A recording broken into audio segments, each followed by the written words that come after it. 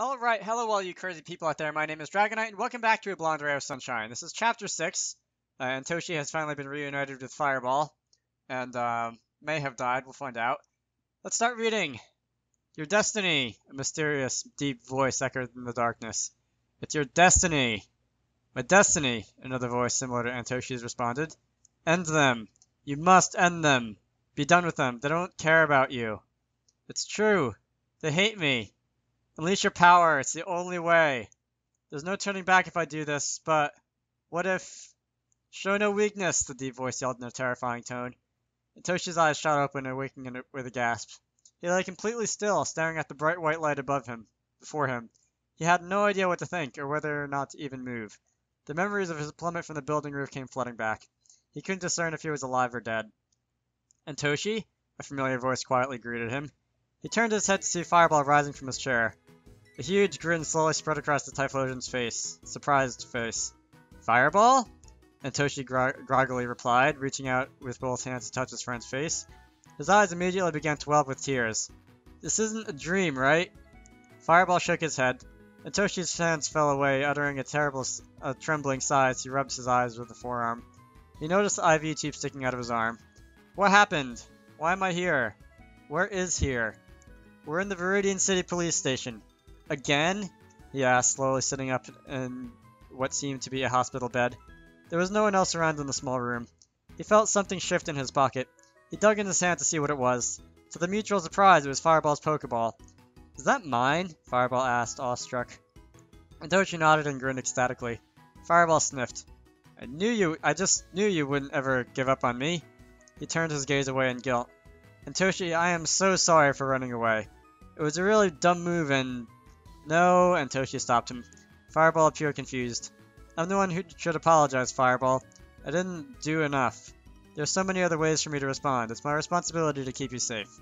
Don't do that to yourself, Antoshi, he replied. They told me everything that happened with you.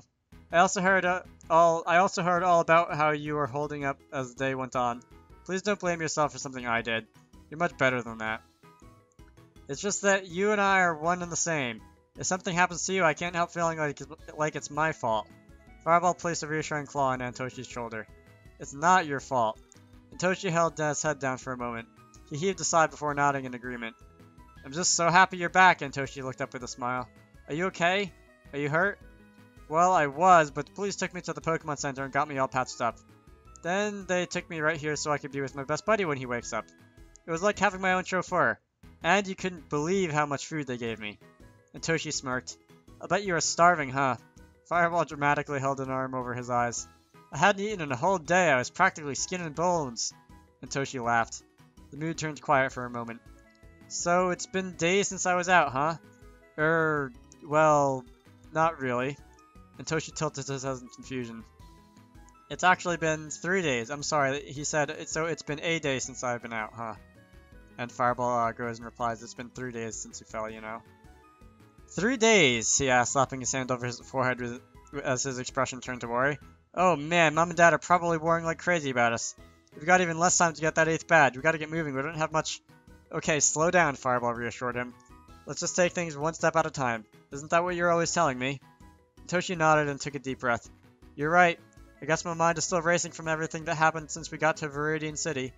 I guess I just need a little time to relax, especially after the whole flying thing. So it was true, Fireball explained, surprising his friend. I heard some officers talking about you growing wings or something. How exactly did... You're awake, Jenny said with an incredulous surprise as she entered the room with her Quagsire. I can't believe it. You made a full recovery then, when, in all honesty, you shouldn't even be alive right now. Alive? Antoshi wondered aloud. Oh, man, I hadn't even stopped to consider how bad that fall I took was. I only woke up a few minutes ago. Well, you've got a lot to take in, Jenny smiled, helping remove the IV from his arm. Are you in any pain right now? Antoshi stretched his arms and legs out. No, I feel completely fine, like I got a full night's rest. That's incredible, you've been out for 3 days. Even if someone had survived that fall that you took, I doubt they'd ever wake up. Yet somehow, when the paramedics came and got you, you had no injuries whatsoever. Antoshi pondered the severity of the fall once again. I fell from the top of that building and I didn't even have a cut or broken bone. That's right. In all honesty, I was I was a wreck when the medics and the other officers showed up. I was doing a lot of crying. I thought you were dead. I couldn't bear to look at what had become of you after the fall. Initially, they had this yellow tarp over you and because you weren't moving. Then another officer called me over to come and look at you. When I did, I was just flabbergasted.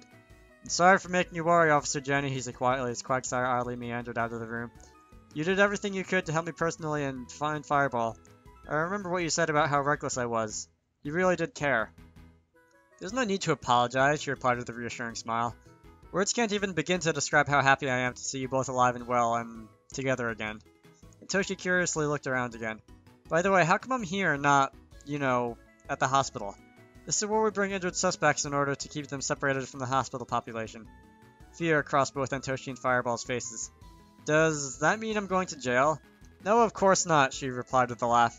I'm very much against protocol to bring a civilian here instead of the hospital, but, given the extraordinary circumstances of what happened, I made an extraordinary exception for you. We even had a couple doctors come by to check you on a few times. They ran some tests on you and said you were perfectly fine, just suffering from extreme exhaustion. By the way, what happened to the two that kidnapped Fireball? Ah, those two rockets. It was a chaotic scene, so I'll try and piece together as best as I can. After you were knocked out, Fireball actually had enough strength left to help Matt's spirit team take down Jalen's Malamar. She had something of a psychotic break after that. We were able to subdue her until more officers showed up. She was arrested, their Pokemon confiscated, and Matt gave himself up peacefully. Fireball didn't know what happened to you until the paramedics started to work on you. He was quite upset, much more than I was. Fireball solemnly nodded. After I saw you were okay, I let him know. That's when they took Fireball away to be healed, though he was quite insistent on staying with you. I promised I'd take him back to see you once he was better. So here we are. That was a long paragraph. Quagsire came back into the room holding a newspaper up to Jenny. She chuckled and took it from him. Oh, and you made the papers a couple days ago, she said, holding it up for Antoshi to see. Antoshi read the headline, Team Rocket blasts off into custody, along with a picture of Matt and Jalen being arrested. Did it mention me by name? Antoshi asked, worried. I really hope my parents didn't hear about this. No, you're still underage and they didn't use your name. In fact, they only made a small mention of you. A young boy nearby was also taken to a medical facility for treatment. That's it. Antoshi smiled. Thank you so much, Officer Jenny, for everything. Oh, and there's one more thing. She reached into her uniform's breast pocket, taking out a wallet and tossed it onto his lap. I believe this belongs to you. Antoshi took it with trembling hands, his chest swelling with pride. Our badges, he whispered, opening up the wallet. All 7 were accounted for. He and Fireball grinned at each other. Looks like we're back in business, Fireball nodded in excitement. Well, I should get back to work. The 2 of you are free to stay here as long as you like. There's also a shower at the far end of the room if you want to wash up. Thank you again. Jenny and Quagsire left the room, leaving the duo alone once more. They gazed proudly at their badges inside the open wallet, each one carrying the progression of their dream to reach the Indigo Plateau. With a heavy sigh, Antoshi stood up and put the wallet away in his back pocket. That was some adventure to get our wallet back, huh? Antoshi asked, stretching out his arms high. Sure was, Fireball remarked. I really hope we never go through anything like that ever again. From now on, I promise I'll listen to you and stay right by your side, no matter what. That's what friends do. Antoshi smiled and sighed, sharing a hug with Fireball. Right by your side? When have I heard that before? He asked, looking up at Fireball with a cheeky smirk. Okay, I mean it this time. Antoshi laughed and hugged his friends once more. He found his backpack sitting on a nearby chair.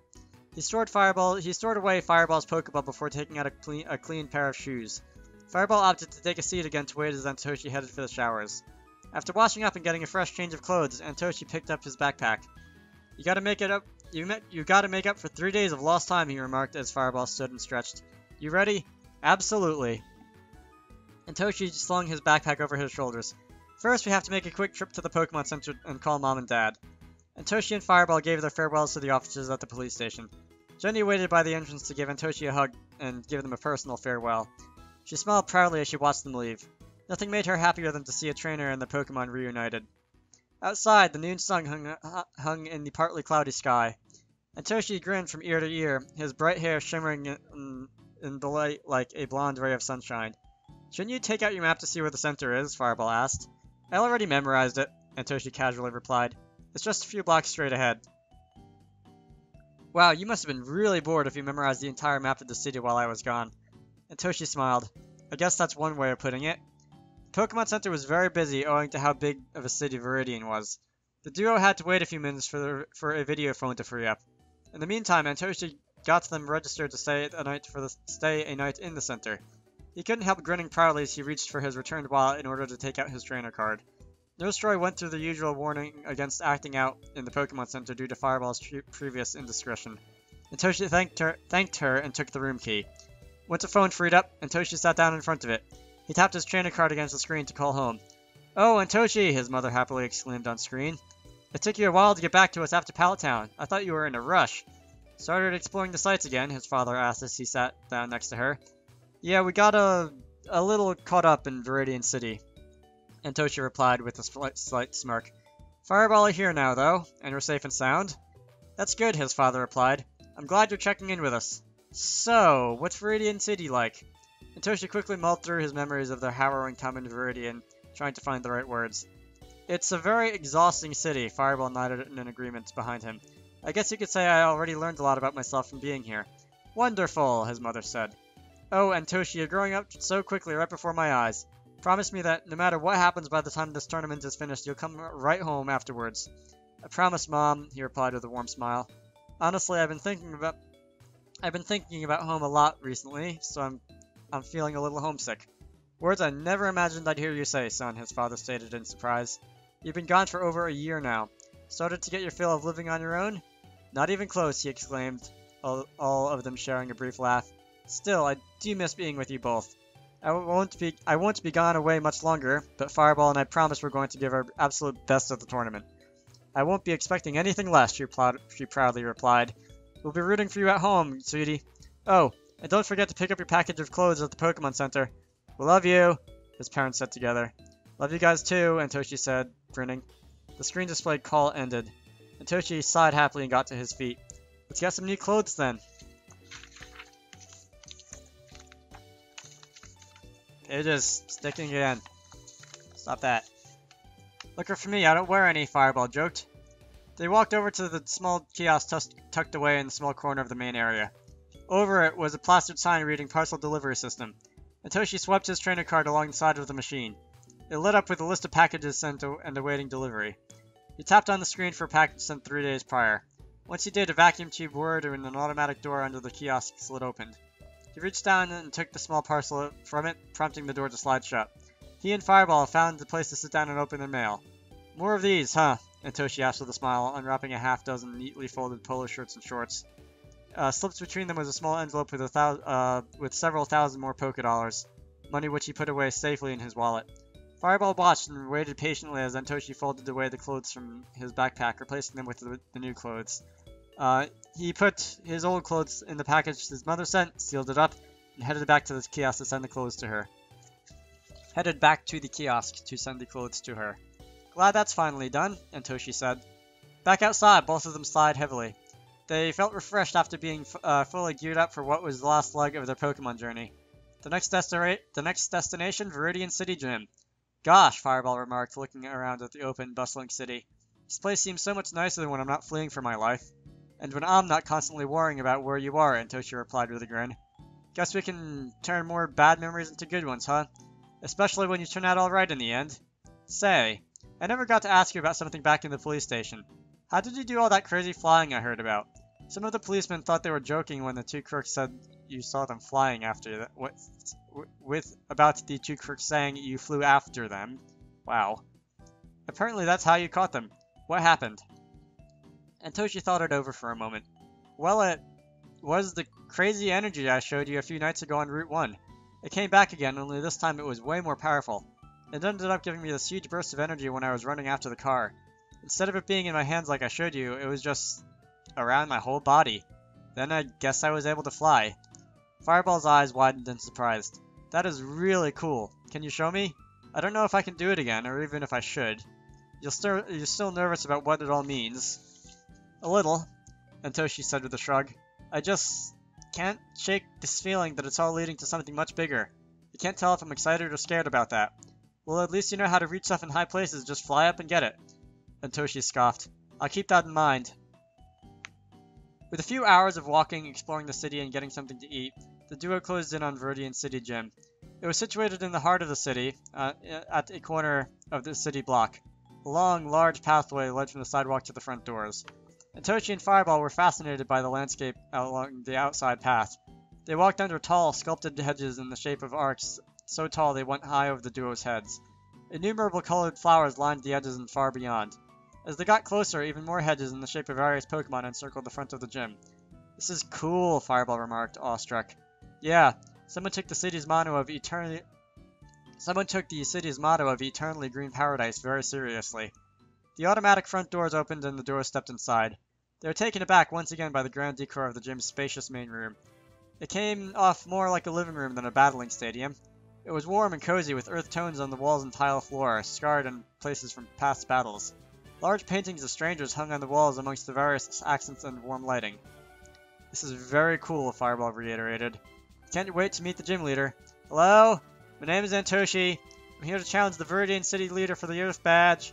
Just a few moments later, a wooden door on the far edge of the intricately patterned stadium floor swung open. A tall woman with dark skin and short green hair emerged. "Hello there, young trainer," she said calmly as she closed the door behind her. "My name is Elise.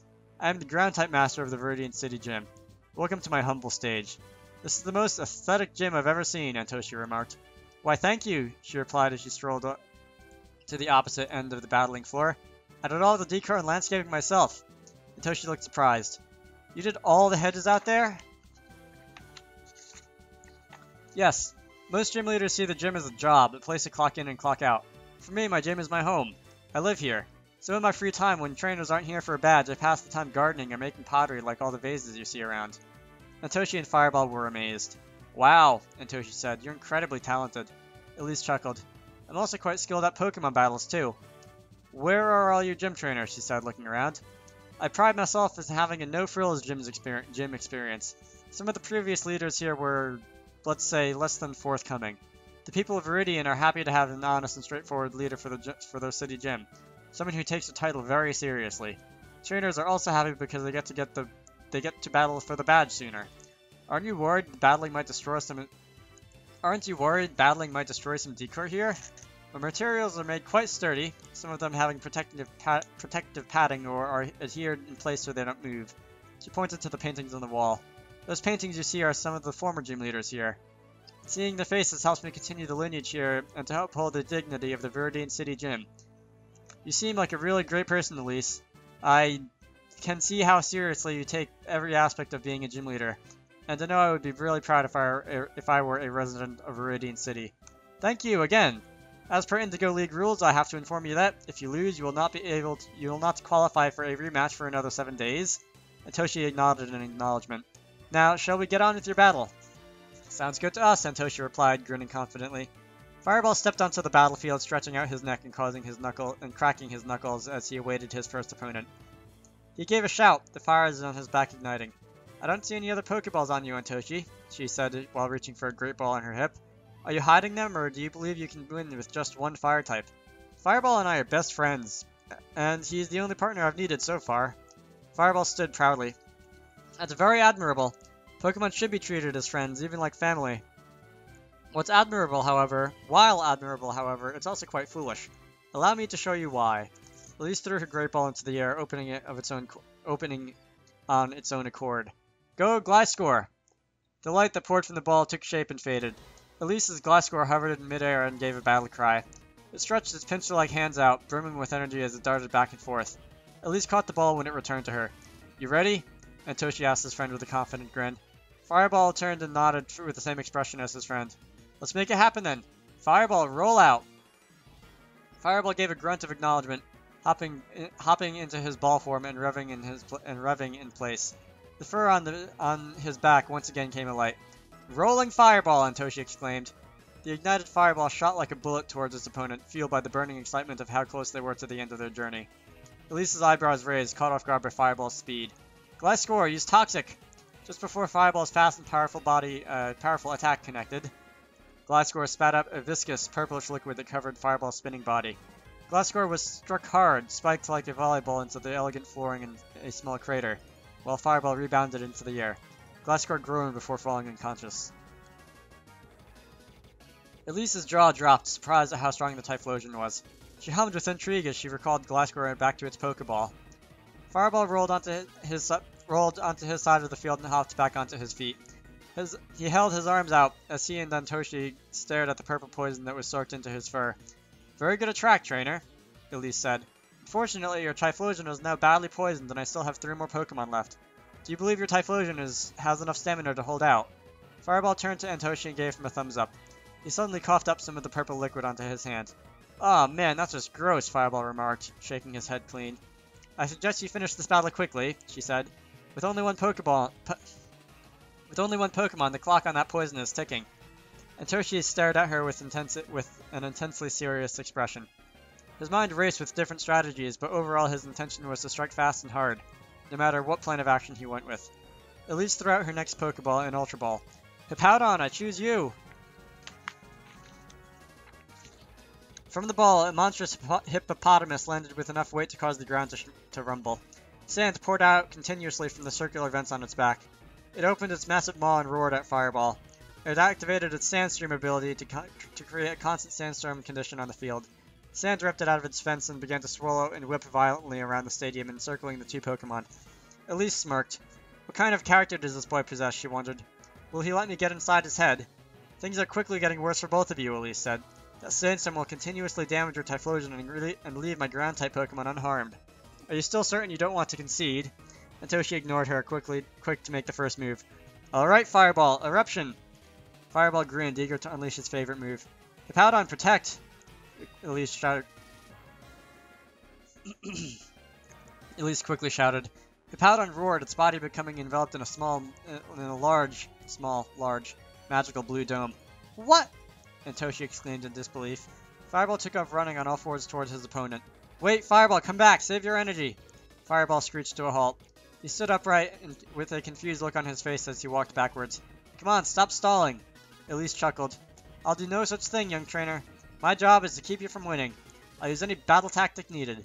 Since you only have 1 Pokemon, that means that I can simply wear it down with poison and the weather conditions. Antoshi clenched his fists. It was an aggravating strategy, but he conceded that he would have done the same thing if in her position. He quickly mulled over what course of action he should choose next. She can't use Protect continuously, he thought, since it'll fail the more she uses it. I have to attack her on the in-between those phases. Although she'll be able to attack Fireball at that point too. Fireball coughed up a smattering of purple poison again, a visual indicator of the poison that was wearing him down. Once the protective blue dome around Hippowdon disappeared, Antoshi sprang into action. Fireball, now use Eruption, he said. Fireball flames on his back. I feel like there's an error in there. But they flared out intensely as he raced toward Hippowdon on all fours. He grit his teeth in frustration, narrowing his eyes to see through the veil of sand that was churned through the air using magical means rather than the wind source. He slammed hard into the incredibly heavy beast, managing to send it airborne. Standing atop its bed of sand, the fire on Fireball's back erupted into a massive pillar of flame that engulfed the monstrous Hippowdon and briefly kept it in midair. Fireball quickly sprinted out of the way, wincing out as the Grand of Saints pelting and peppering him. Hippowdon, use Dig! Elise commanded. Just as Hippowdon was about to crash into the ground, it instead burrowed its entire beefy frame into the sand-covered ground with the help of gravity. Antoshi groaned in frustration when Fireball made it back to his side of the field. She keeps using all these attacks to stall, Antoshi thought. This wouldn't be much of an issue if I had more than 1 Pokemon, but this is how Fireball and I chose to go on about our journey. We knew battles like this were about to happen. He watched Fireball covering his eyes from the sand and subsequently coughing up more poison. Fireball and I can do this, I just know it. Fireball, he exclaimed. Keep moving, make it harder for Hippowdon to lock onto you. The idea was a gamble, especially since once Fireball started fleeing aimlessly, the sand whipped harder at him and injured him further. Fireball grunted as he ran around, ignoring the eternal pain as well as the poison sapping his strength from the inside. Now strike, Elise said. The ground rumbled under Fireball's feet. He quickly leapt out of the way, just avoiding the Hippowdon as it came through the floor with such force that it went airborne. Fireball, use Lava Plume, Antoshi immediately shouted. Fireball quickly smirked at Antoshi's clever counterattack. Fireball dropped down on all fours again, staying in place while he kept his sights set on the midair Hippowdon. He gave a loud roar, then the flames on his back raging. From his hands, a burst of magma traveled through the air and through the ground like the flames. A burst of magma traveled through the ground like a moving volcanic rupture. I don't know why that sentence was so hard. The magma reached the pit that Hippodon had created, causing a large blast of lava to erupt violently out of it. Unable to evade, Hippodon took a direct hit from the attack. It roared in pain before being sent crashing hard on its side and fell hard on its side of the field and fell unconscious. 2 down, 2 to go. It was a small victory for them. Fireball, meanwhile, was starting to look languid. While Elise recalled her fainted Hippodon, Fireball again coughed up poison, after which he shielded his face from the briefly intensifying sandstorm. The combination of continuous passive damage and stall tactics meant that the duo still had an enormous uphill battle. Fireball's inner strength was going to be the battle's deciding factor. And that's it for Chapter 6. That was a brief ending. I have a blank page here. Formatting error on my part from printing it out. But anyway, in the next part, the final chapter, we'll see how this battle concludes. For now, I hope you all enjoy that. You can find links to the story in the description of this video as usual. My name is Dragonite, and I will see you all later.